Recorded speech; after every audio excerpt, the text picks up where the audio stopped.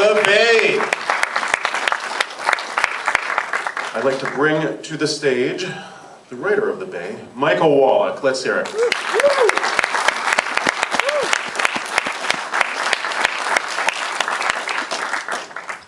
So I'm going to start off by asking here, get the light and then people can applaud. This is what he looks like. Here we go, Michael Wallach.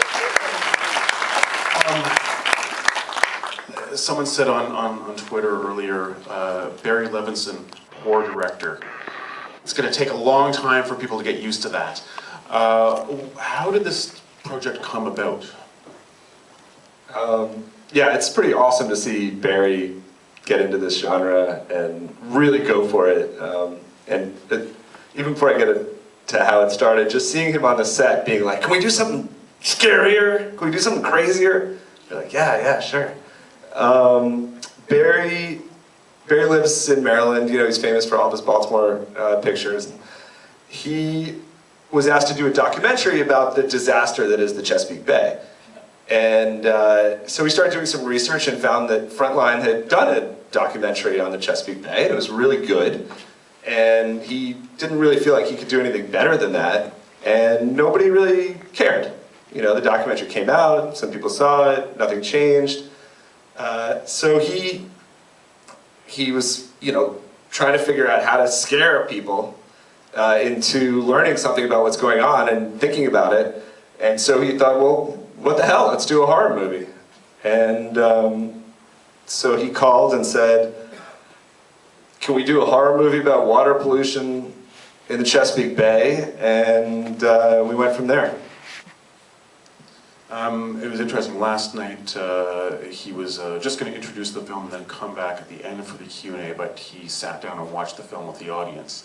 And afterwards he came up to me and he said that he usually doesn't watch his own films projected with an audience, but he was so taken with the enthusiasm of the Midnight Madness audience that he felt he loved it. He really, really liked it. And it was interesting because last night the Q&A almost turned into a Masterclass, very different from the Rob Zombie Q&A, obviously.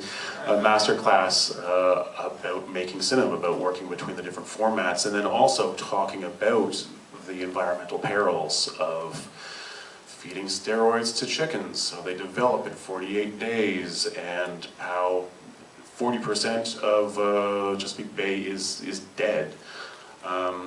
Can you talk a little bit about what you took to kind of draw more kind of panic into the script? That's a good question. How did we build the sense of panic?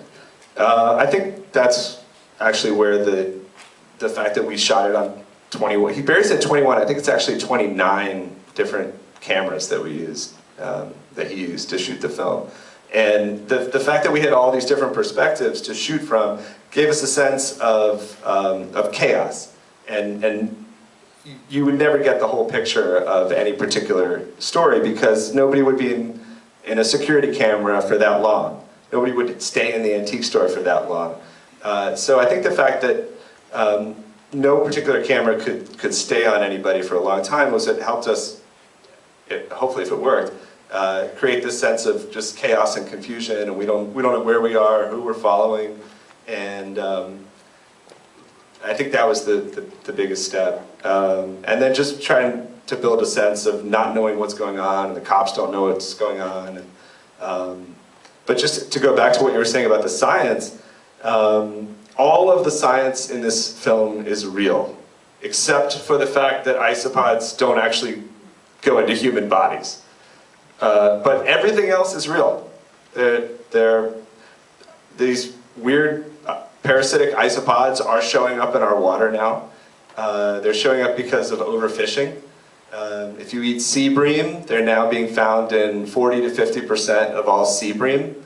They get swallowed by fish, they crawl up their tongues, they eat the tongues of fish, and they replace the tongues with themselves.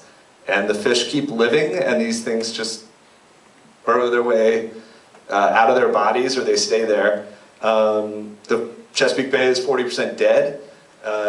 There's a toxic soup in there of everything from Viagra and all the pharmaceuticals that people are taking to agricultural runoff, and there's just a huge mess.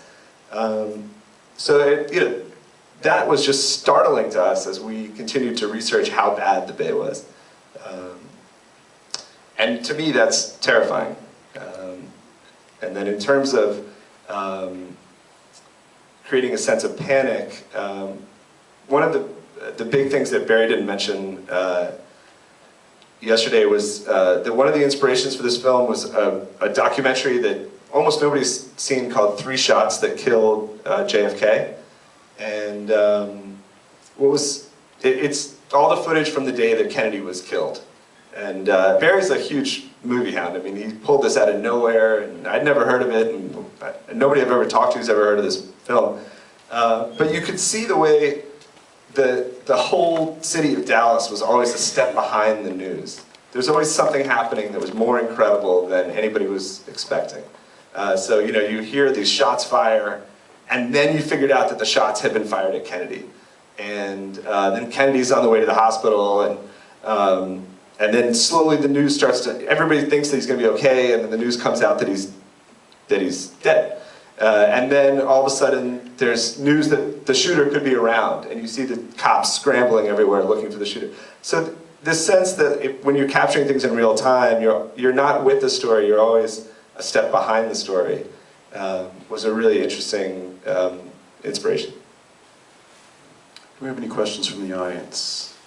Yes. How much did the film change through the shooting and editing process?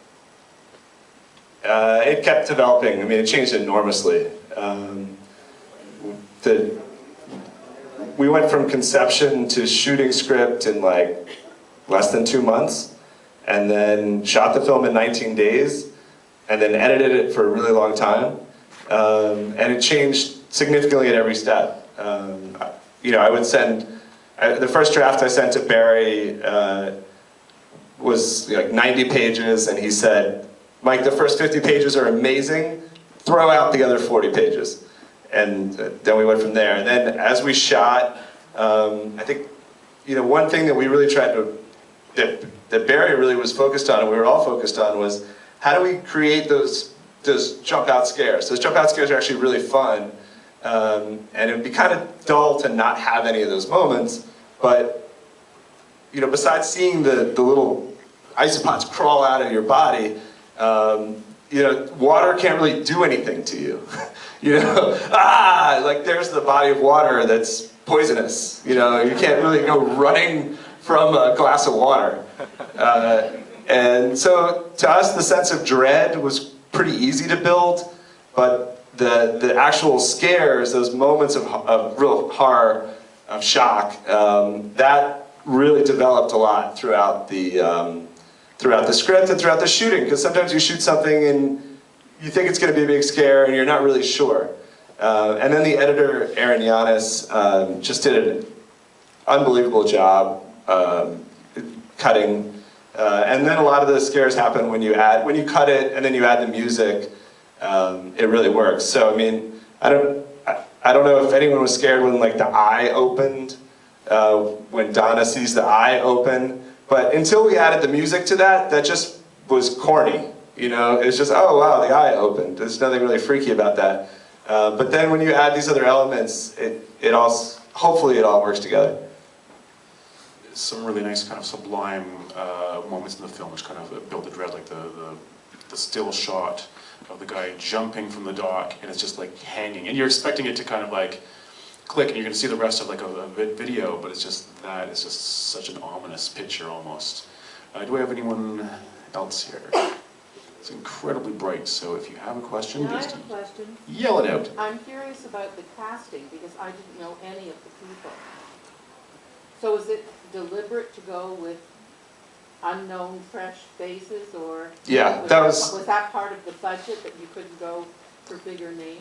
Yeah, we definitely did this on a micro budget, which is amazing that Barry was willing to do that and jumped right into it. I think if Barry had wanted some bigger names, he could have called in some favors. I think there's a lot of people that would have done that, but you know, he wanted to keep the integrity of the project, and so it was totally. It was all supposed to be no names. And actually, Kristen Connolly just was in Cabin in the Woods, and now she's sort of got a fair amount of a following now. But Yeah, that was deliberate, and I thought Barry got amazing performances out of not just the actors who we don't know, who we know can act, but there were hundreds of extras in the film from the town of Georgetown, Carolina, who came out really supportively for the film, and you can't tell who's an extra and who's an actor, and they were really great. And Barry did a great job sort of getting them riled up for the town